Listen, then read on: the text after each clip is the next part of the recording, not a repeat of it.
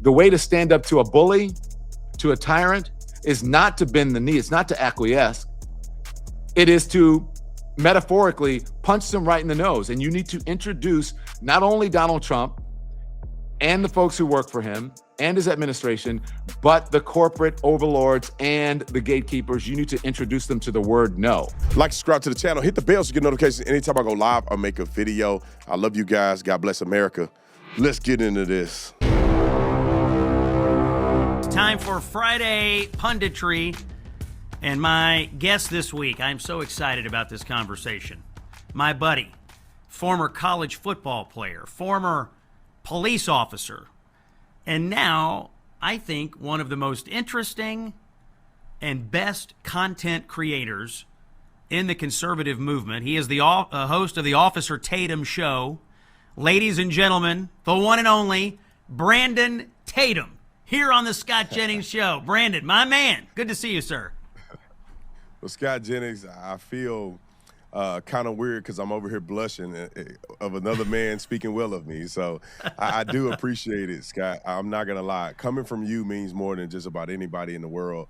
And I really appreciate all the kind words. And I'm honored to be a part of your show.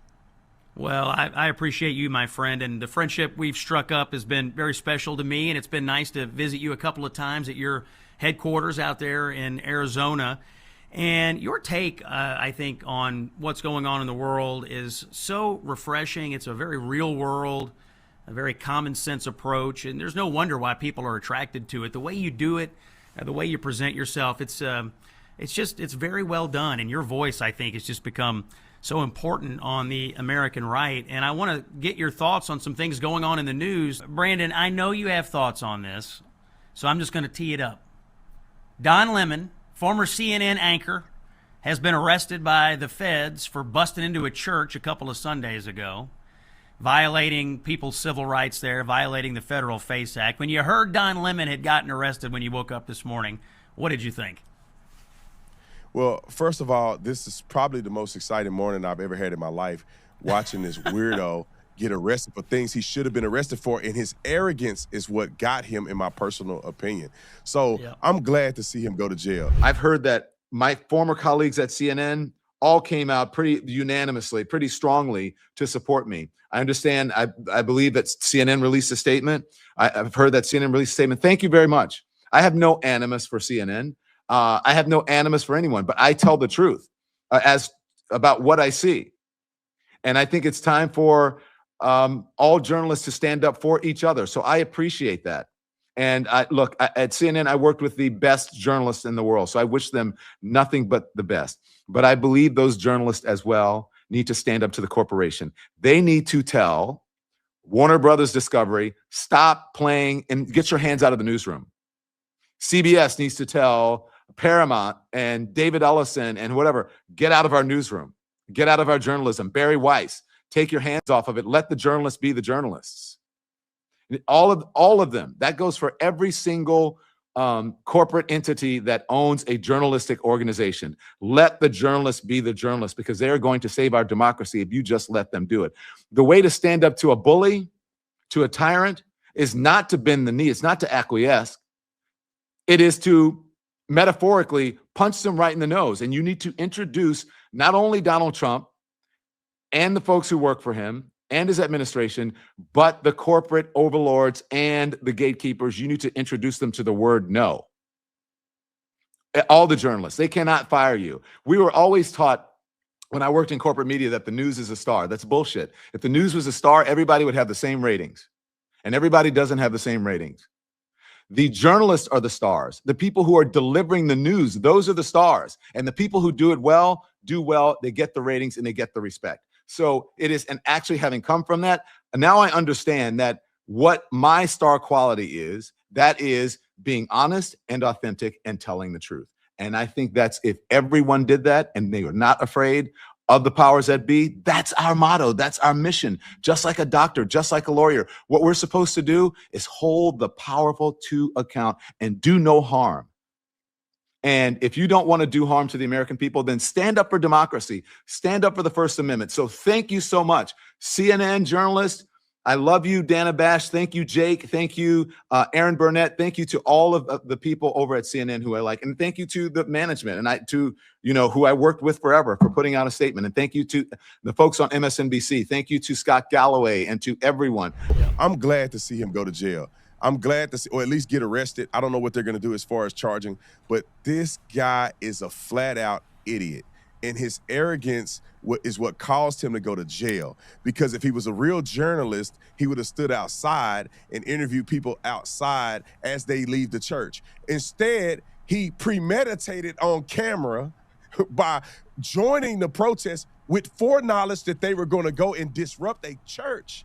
And he goes in with them and challenges the pastor. He didn't ask him a question. He challenged him and critiqued him and chastised him. That's not journalism. And then when he's asked to leave, at least if you're a journalist, you would study law. If you go into a building, it doesn't matter if you're a journalist or not. If it's a private facility and they ask you to leave, which is a reasonable request to leave, you have to, or you are committing a crime. If you are part of disorderly conduct and you are, knowingly and intentionally being a part of that, that is a crime. But he goes even further because these people intentionally attacked a church and he knew about it. And this is the reason why he got charged with some of the charges that he did. Conspiracy to deprive rights and also the violation of the FACE Act. And I'm glad that they're taking this stuff seriously because it's not right to do this at any religious facility. I don't care if it was a mosque. You don't do this at someone's place of worship. It's not right. One good rule of being a criminal, don't film your crimes and then put them out on the internet is one possible rule. You guys have literally sold past half of our inventory in pre-order. In 1 week, Verdict has sold past half of all of our inventory. Like, we got to restock. You guys are getting ready to sell us out. And if you want to get Verdict shipped to you during the pre-order period, which I think is going to be at the end of this week, it's going to start shipping out. If you want the Verdict, you better get on there and get some today because we're going to sell out. So make sure if you're interested, go on. You must be 21 and over, obviously, but you make sure you drink responsibly. We don't do the irresponsible drinking. We don't do the drinking to get drunk and intoxicated. Pre-order today. You were a police officer in Tucson, Arizona before you got into your current job and profession as being a commentator on the right. And right now in the news, Brandon, we have a bunch of people in this country who are inciting violence and worse against federal and I think also local law enforcement. When you watch what's going on in Minneapolis, when you hear these Democratic officials calling cops Gestapo, calling them the Nazis or worse, when you see these radical agitators in the street, as someone who wore the uniform, how does all this strike you? Well, it's incredibly frustrating and it's perplexing. I cannot understand for the life of me how grown adults are sitting here advocating for violence or even watching it unfold and not challenging it when they didn't do nothing. When ICE and Border Patrol was doing the same type of a thing under another administration. I cannot believe grown people are crying on television, Scott, crying as if they're just so perplexed that our government is actually following the laws in which we voted for. It's mind-blowing. I don't know if they're evil or stupid or both. It's perplexing to me. And it is frustrating because they act as if the men and women who wear the uniform on the Border Patrol or ICE or even local law enforcement are not also Americans, are not also patriots, do not also believe in the First Amendment, and is sworn to protect and serve with their lives and uphold the Constitution. I don't know where they're getting their reason from, but it's a shame that they're doing law enforcement and men and women who are serving with their lives this way. Yeah, I totally agree with you. I want to ask, when you were an officer in Tucson, what kind of interactions did you have with ICE? And also, what kind of enforcement interactions did you have with illegal immigrants? Because I assume they're in Tucson. It was fairly common being close to the border. Give us a little perspective as a former officer about what these law enforcement personnel are going through as they're simply trying to enforce existing federal immigration law. Well, Scott, when I was a cop, it was very different. Like Chief Villasenor, who was the chief of the Tucson Police Department at the time, we worked together with Border Patrol and ICE to get criminals off the streets. It was very simple. They had the SB 1070 checks. And that means that if we encountered a person who admitted that they were illegally in this country, or they spoke Spanish or could not speak any English and had no documentation, we had the ability to contact Border Patrol or ICE, and they'll run a check and see if that person is someone that they want to talk to. That's it. And if the person were to get arrested for a municipal crime or a crime that was prosecuted by the state, not the federal government, we will take them to the jail and put an ICE hold on them, which means they will remain there until their identity could be verified, so that we made sure this is not a fugitive or somebody wanted for murder somewhere. We had a easygoing relationship. We are also law enforcement officers, even at the municipal level. We don't stop enforcing the law because somebody's illegal alien. We work together with Border Patrol. And it bothers me that, well, I'll put it this way. ICE and Border Patrol are deployed all over the country. Right. We have no issues in 99% of the situations. So other jurisdictions are working with them in a very reasonable and practical way. It's just Minnesota and these sanctuary cities that do not want enforcement of federal law to go on at all. They want illegal aliens to be able to do whatever they want to do, use as much taxpayer dollar, and ultimately be a future voter that they wish that they can lock in with amnesty.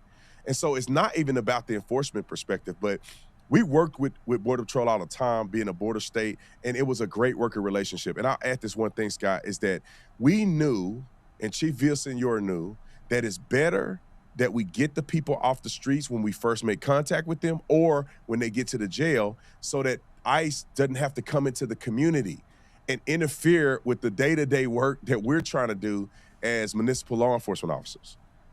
Well, what you just said is the critical issue. You can either have cooperation in the jail or you got to go get them in the community.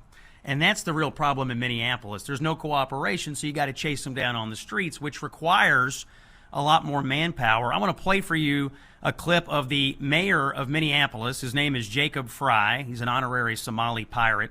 Let's play cut 2 about the fact he won't cooperate. Here's Fry. Define your definition, Mr. Mayor, of what a sanctuary city is and how you feel about sanctuary cities existing in this nation. Well, there's this terminology around sanctuary city. Put that aside for a second. I'll tell you what we've got in Minneapolis. What we have is something called a separation ordinance. And what the separation ordinance says is that we do not enforce federal immigration law. We do not have our police officers, our public officials working with any federal agency on federal enforcement of immigration law.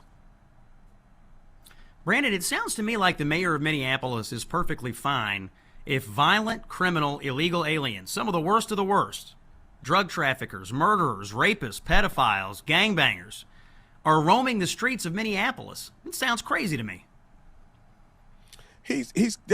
Scott, that's exactly what he's saying. He's also conflating and trying to gaslight the public.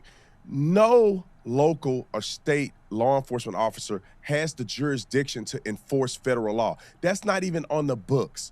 He says Right. We're not going to cooperate. There is no necessity to cooperate with federal agents in their enforcement. But when you encounter a person who committed a felony crime and they're illegally in this country, they're not asking you to prosecute them on a federal level. All they're doing is saying, hey, can you notify us that you've captured a guy who's an MS-13 gang member that's an illegal alien in this country? Or when you take him to the jail, can you at least notify us that he's in the jail so we can come get him? He's lying. They're conflating. We never enforce federal law. That's not our jurisdiction or our expectation. But that does not mean that we cannot work with them. The crazy thing is, you see a murderer running down the street and you go, well, he murdered somebody in another jurisdiction, which means across state lines.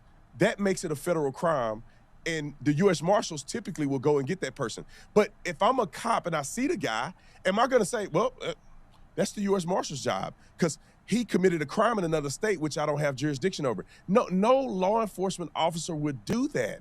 even as a man, if I was on my porch and I saw a man who abused a child come running down the street, and I go, well, I'm not a cop, so I'm not going to get involved.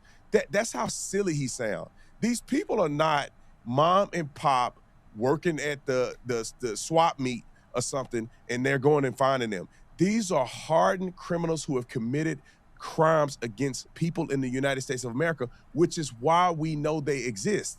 If you are illegal alien in this country and you're not doing anything criminal, and we won't even really know you exist, you're kind of flying under the radar.